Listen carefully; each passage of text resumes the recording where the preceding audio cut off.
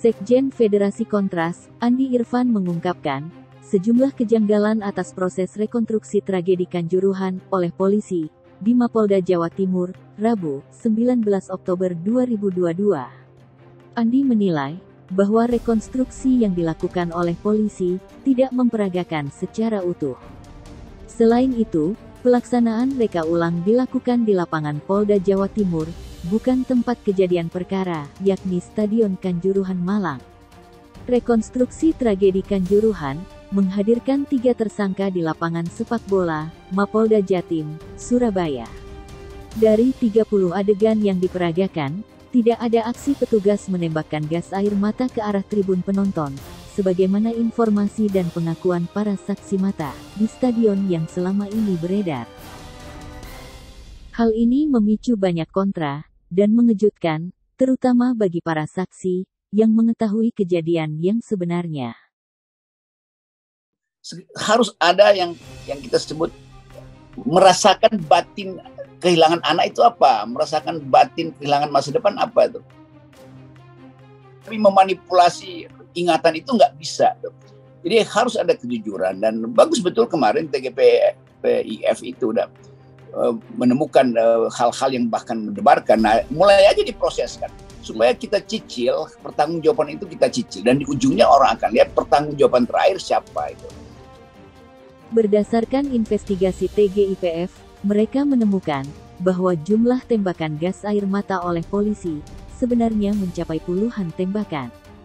Bahkan, TGIPF menemukan total tembakan gas air mata lebih dari yang pernah ditulis oleh Washington Post, yang merangkum, terdapat 40 titik tembakan gas air mata oleh aparat. Ada beberapa, sekarang ada tim TGIPF yang mendampingi Polri untuk melakukan rekonstruksi ulang.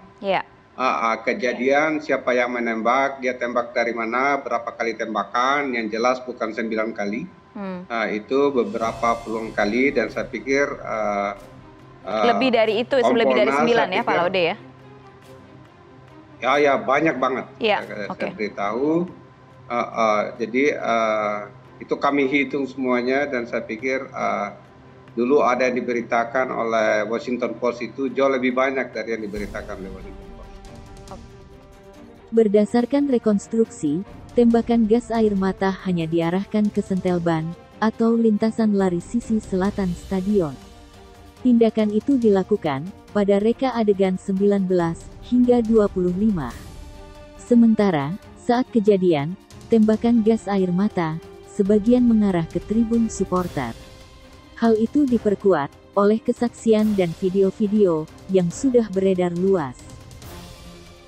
Dan menurut saksi mata juga penembakannya tuh datang dari tribun utama, gini-gini. Gitu ya, ke arah situ. Ke arah tribun utara. Iya, betul. Berarti, itu bukan rekonstruksi. Jika polisi dalam rekonstruksi hanya menggambarkan secara sebagian dari peristiwa yang utuh, itu bentuk pengaburan fakta yang dilakukan. Kepolisian ini nampaknya sedang melakukan upaya obstruction of justice, menghalangi proses penegakan dan pengungkapan fakta yang sebenarnya, tutur Andi. Selain itu, ada 4 korban, sekaligus saksi tragedi Kanjuruhan, yang masih sakit dan mengalami retak tulang, yang diundang untuk rekonstruksi. Namun, hal ini disayangkan oleh Andi, lantaran kondisi korban yang masih sakit, sedangkan rekonstruksi dilaksanakan tertutup. Mereka juga menyayangkan langkah polisi yang melakukan rekonstruksi di Polda Jatim secara tertutup. Apalagi, dalam rekonstruksi itu, tidak melibatkan saksi korban yang sebenarnya mayoritas berada di Malang. Kemudian untuk rekonstruksi ini juga penyidik, ya dalam hal ini menghadirkan 54 orang, ya sebagai saksi maupun sebagai peran pengganti. Dan juga ada 30 adegan yang dilaksanakan pada kegiatan rekonstruksi hari ini. Adegan ke-19 sekitar pukul 22:09, atas perintah tersangka Hasdarmawan, saksi menggunakan senjata laras kaliber 38 mm, menembakkan 1 kali amunisi warna biru ke arah selatan, tutur penyidik melalui pengeras suara. Selanjutnya, saksi MKI menembakkan 1 kali dengan amunisi warna silver ke arah sentel ban lintasan lari selatan, belakang gawang, imbuhnya.